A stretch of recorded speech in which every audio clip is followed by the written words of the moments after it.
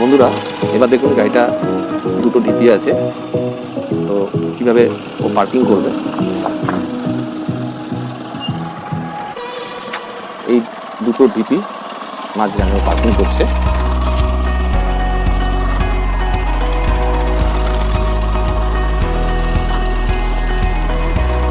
ব্যাস ব্যাস ব্যাস ব্যাস, এবার এবার পুরো ঘুরিয়ে নাও, পুরো বাঁদিকে ঘোরাও চাকাটাকে, ডান দিকে পুরো চাকাটাকে ঘোরাও।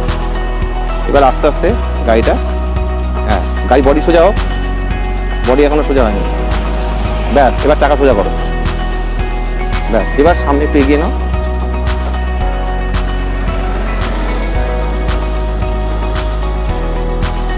সামনে এগিয়ে নিয়ে এবার ব্যাকে যাও, সোজা রেখে, চাকা সোজা রেখে ব্যাকে যাও।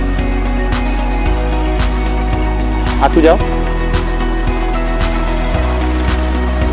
ব্যাস।